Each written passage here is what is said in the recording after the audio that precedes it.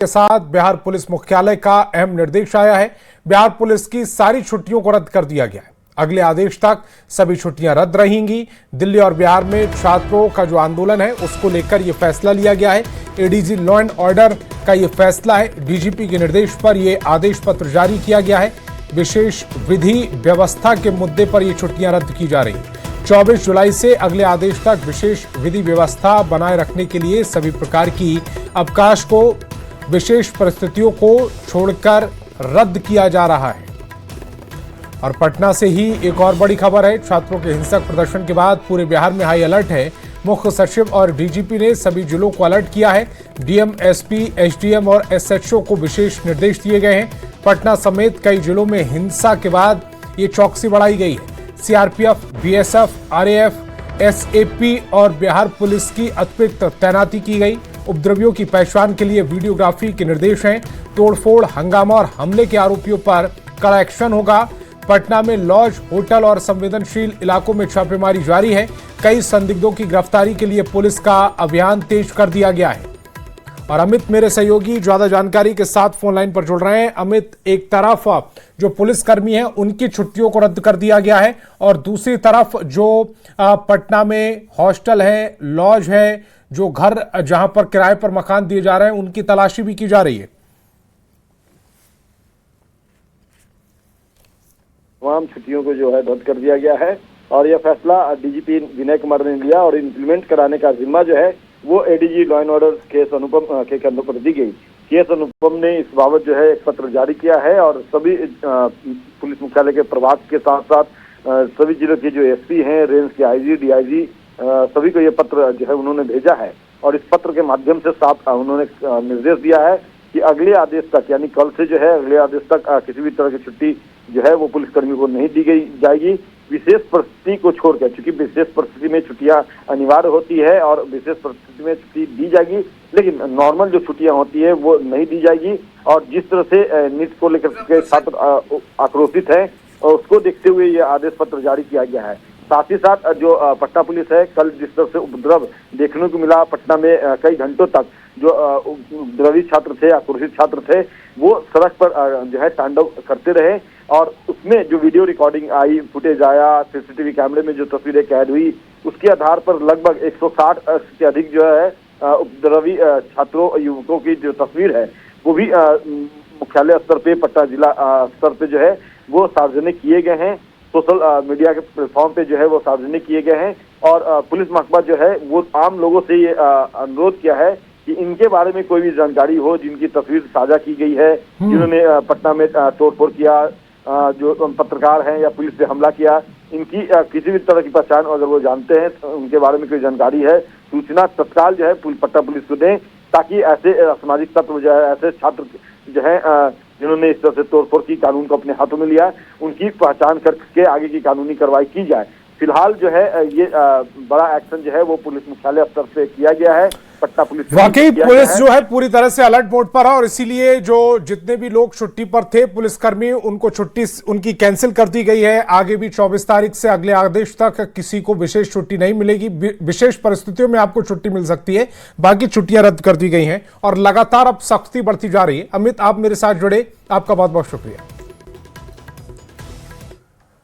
और NEET paper leak के विरोध में दिल्ली के जंतर मंतर से शुरू हुआ छात्रों का आंदोलन बिहार के अलग अलग जिलों में फैलता जा रहा है। बुधवार के बाद गुरुवार को भी राज्य के कई जिलों में छात्रों ने प्रदर्शन किया। जहानाबाद में प्रदर्शन के दौरान स्थिति उस वक्त तनावपूर्ण हो गई जब छात्रों ने पुलिस और डीएम आवास की ओर पथराव शुरू कर दिया। इसके बाद पुलिस ने भीड़ को नियंत्रित करने के लिए कार्रवाई की और कई राउंड हवाई फायरिंग की। स्थिति सामान्य है और जो ये काम किया है, जो बैनर से आए हैं या ग्रुप से आए हैं, जो भी होंगे उनके खिलाफ कार्रवाई होगा। अभी हम इसी काम में लगे हुए हैं और अभी उसका जायज़ा लिया जा रहा है। कुछ जिनको जख्मी हो गए उन लोगों को इलाज दिया जा रहा है। काकोमोड़ पर रेलवे स्टेशन है, रेलवे स्टेशन पटरी से पथराव वगैरह उठा के लोग इस बच्चों के द्वारा ये पथराव किया गया है, तो इसी में ही कई लोगों को चोट लगा है, उसका इलाज चल रहा है। और अभी जो लोग किए हैं उनको चिन्हित करते हुए उसके खिलाफ कार्रवाई शुरू होगी। पीसफुल प्रदर्शन से हम लोग को कोई दिक्कत नहीं है, लेकिन ये सब चीज़ करना गलत है, तो एडमिनिस्ट्रेशन प्रशासन इसको लेके एकदम सख्त है, गिरफ्तारी होगी। सीसीटीवी था, हाँ बिल्कुल। सो यहाँ पर ड्रोन कैमरा चल रहा था, सीसीटीवी का कुछ फुटेज है, तो उसको लेके गिरफ्तारी ज़रूर होगी। ये एडमिनिस्ट्रेशन एकदम सख्त है, वायलेंस को किसी भी फॉर्म में टॉलरेट किया नहीं जाएगा। और खबर कटिहार से, जहां समरनालय में बिना अनुमति प्रदर्शन, तोड़फोड़ और उपद्रव मचाने के आरोप में पुलिस ने 14 लोगों को गिरफ्तार किया। दरअसल छात्रों ने नगर भवन से समरनालय तक बगैर इजाजत के विरोध मार्च निकाला था। इस दौरान प्रदर्शनकारी अचानक उग्र हो गए और मुख्य गेट तोड़ने की कोशिश करने लगे। इसके बाद स्थिति पर काबू पाने के लिए पुलिस को लाठीचार्ज करना पड़ा। प्रशासन का कहना है कि प्रदर्शन की आड़ में कुछ असामाजिक तत्वों ने अराजकता फैलाने की कोशिश की। मामले में 14 आरोपियों की गिरफ्तारी हो चुकी है। बाकी उपद्रवियों की पहचान कर कानूनी कार्रवाई की जा रही है। दिन में जो प्रदर्शन था उसमें से कुछ लोगों ने पत्थरबाजी की थी और उसके बाद तत्काल स्थिति को काबू में कर लिया गया था। पुलिस पदाधिकारियों के द्वारा बहुत ही रिस्ट्रेंट शो करते हुए और लोगों को वहां से खदेड़ दिया गया था। उसके बाद से स्थिति पूरी तरीके से सामान्य है और अभी जो आम जनता है उसमें कॉन्फिडेंस पैदा करने के लिए और जो लोग ऐसी भी किसी एक्टिविटी करने की मंशा रखते हैं, ऐसी कोई गलत भावना मन में रखते हैं, उनको सचेत करने के लिए हम लोग फ्लैग मार्च निकाल रहे हैं। जिन लोगों ने उसमें बदमाशी की थी उनमें से लोगों को चिन्हित भी किया गया, 14 लोगों को गिरफ्तार किया गया। जैसा मालूम है कि आज मॉर्निंग या दोपहर में कुछ व्यक्तियों के द्वारा प्रोटेस्ट निकाला गया था। प्रोटेस्ट के दौरान ही कुछ असामाजिक तत्वों के द्वारा स्टोन बिल्डिंग की गई थी। स्टोन बिल्डिंग होने के उपरांत प्रोटोकॉल का पालन करते हुए ये पुलिस के द्वारा भी उन्हें खदेड़ा गया। मुश्किल से 10-15 मिनट के अंदर हालात को अपने काबू में ले लिया गया था। इस दौरान कुछ पुलिसकर्मियों को चोटें भी लगी और इस दौरान 14 प्रोटेस्टर्स को अरेस्ट भी किया गया, डिटेन किया गया है। उनके विरुद्ध FIR दर्ज करते हुए आगे की कार्रवाई की जा रही है। साथ ही जो भी वीडियो फुटेज और ड्रोन फुटेज हमारे पास अवेलेबल है उसके बेसिस पे अन्य व्यक्तियों की पहचान की जा रही है, उनके विरुद्ध भी प्राथमिकी दर्ज करते हुए कार्रवाई की जाएगी। और खबर सहरसा से, जहां दिल्ली और पटना में छात्रों के विरोध प्रदर्शन के दौरान कई जगहों पर तनावपूर्ण स्थिति को देखते हुए पुलिस पूरी तरह से अलर्ट मोड पर है। इसी के तहत पुलिस लाइन कैंपस में कोसी रेंज के DIG के नेतृत्व में मॉक ड्रिल आयोजित की गई। इस दौरान दंगा नियंत्रण, भीड़ प्रबंधन और आपात परिस्थितियों से निपटने का अभ्यास कराया गया। पुलिस जवानों ने वाटर कैनन, बैरिकेडिंग और दंगारोधी उपकरण और राजनीतिक परफॉर्मेंस का प्रदर्शन किया। पथराव और उग्र प्रदर्शन के हालात होने पर जवानों की क्षमता को भी परखा गया। DIG ने कहा कि आम लोगों की सुरक्षा पुलिस की प्राथमिकता है। बिहार सरकार के आदेश के आलोक में सभी जगहों पर हम लोग जो है राइट ड्रिल की मॉक ड्रिल करवा रहे हैं यहाँ पर और किसी भी तरह की विधि व्यवस्था से निपटने के लिए सभी इंतजाम किए जा रहे हैं। और इसी क्रम में आज सहरसा पुलिस लाइन में हम लोग यहाँ पर आए हैं और यहाँ पर राइट ड्रिल करवाया जा रहा है। ये रेगुलर प्रैक्टिस है, इसमें कोई बहुत बड़ी बात नहीं है। इसके साथ ही कोसी क्षेत्र के तीनों जिले में आज ये प्रैक्टिस की जा रही है और सभी संभावित विधि व्यवस्था की तैयारियों को हम लोग देख रहे हैं। सभी जगह शांतिपूर्ण माहौल है। दिल्ली और पटना में छात्रों के उग्र आंदोलन के बाद भागलपुर पुलिस अलर्ट मोड में है। एक तरफ जहां पूरे शहर में फ्लैग मार्च किया जा रहा है, वहीं पुलिस लाइन में दंगा निरोधी दस्ता को वरीय पुलिस अधीक्षक ने निर्देश दिए। शहर में भी विरोध प्रदर्शन की संभावना पर पुलिस अलर्ट पर है। उपद्रव करने वालों के खिलाफ कड़ी से कड़ी कार्रवाई करने का निर्देश जारी किया गया। चौक चौराहों पर पुलिस बल और मजिस्ट्रेट की तैनाती की गई। व्यवस्था की समस्या उत्पन्न हुई है और कल पटना में भी हुई थी। उसको देखते हुए पुलिस मुख्यालय और सरकार की तरफ से स्पष्ट निर्देश है कि हमें सभी लोगों की सुरक्षा सुनिश्चित करनी है और उसके मद्देनज़र हम लोगों ने आज पुलिस केंद्र में हमारे जो भी बल हैं उनको जो भी हमारे इक्विपमेंट्स हैं, सेफ्टी गार्ड इक्विपमेंट्स हैं, बॉडी प्रोटेक्टर है, हेलमेट है, लाठी है, हमारी दंगा की गाड़ियां हैं, हमारा वाटर कैनन है और टीयर गैस पार्टी है, सभी का हम लोगों ने अक्सर बीच बीच में हम लोग प्रैक्टिस करते रहते हैं। आज सुबह से सबका प्रैक्टिस भी कराया गया है। और लखीसराय पुलिस ने अवैध हथियार तस्करी के नेटवर्क का खुलासा किया। कवैया थाना क्षेत्र के नया बाजार में छापेमारी के दौरान पुलिस ने एक देसी पिस्टल और 70 जिंदा कारतूस बरामद किए।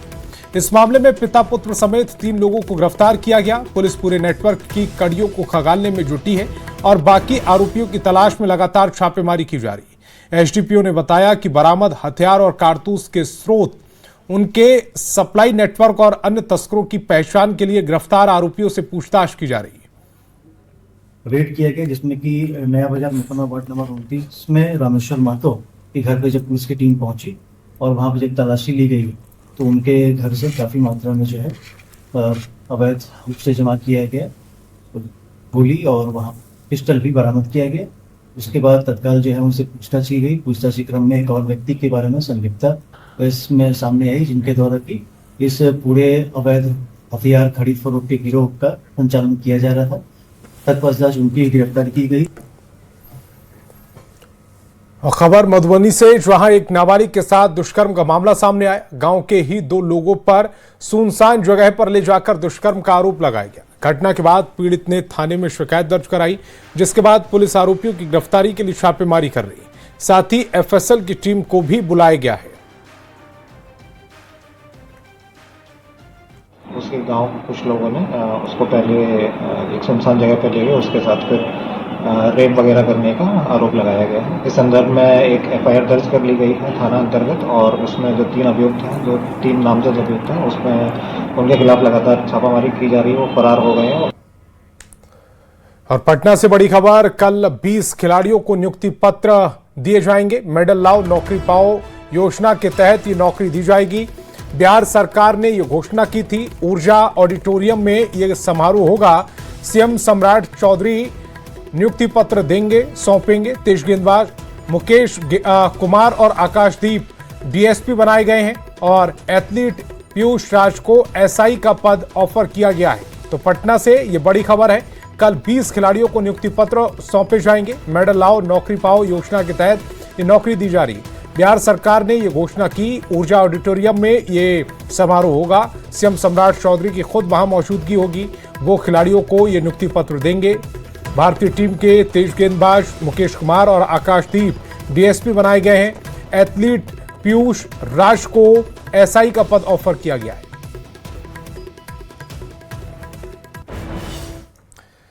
अब बिहार विधानसभा के मानसून सत्र के दौरान उप मुख्यमंत्री विजय कुमार चौधरी ने कैग की 2024-25 की रिपोर्ट सदन के पटल पर रखी।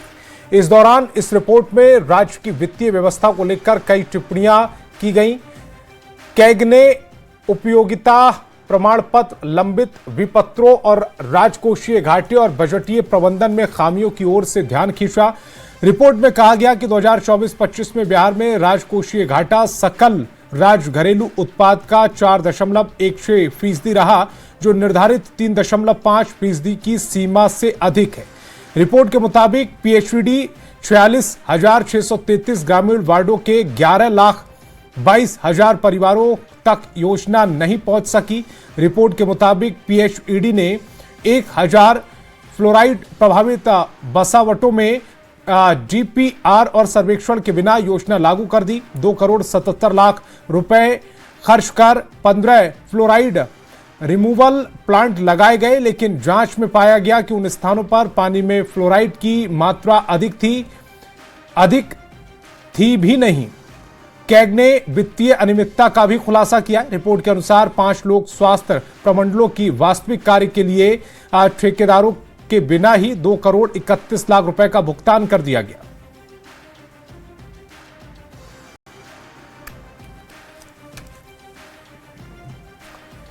नेपाल में लगातार हो रहे बारिश के कारण उत्तर बिहार की कई प्रमुख नदियों का जलस्तर तेजी से बढ़ रहा है, जिससे राज्य के कई जिलों में बाढ़ का खतरा मंडराने लगा है। बिगड़ते हालात को देखते हुए जल संसाधन विभाग पूरी तरह से अलर्ट मोड पर है और स्थिति पर लगातार नजर बनाए हुए है। विभाग ने सभी अभियंताओं और संबंधित कर्मचारियों की छुट्टियां रद्द कर दी। साथ ही नदियों के तटबंधों की सुरक्षा के लिए विशेष निगरानी रखी जा रही है। मामले पर जल संसाधन मंत्री विजय चौधरी से बातचीत की आनंद अमृतराज ने।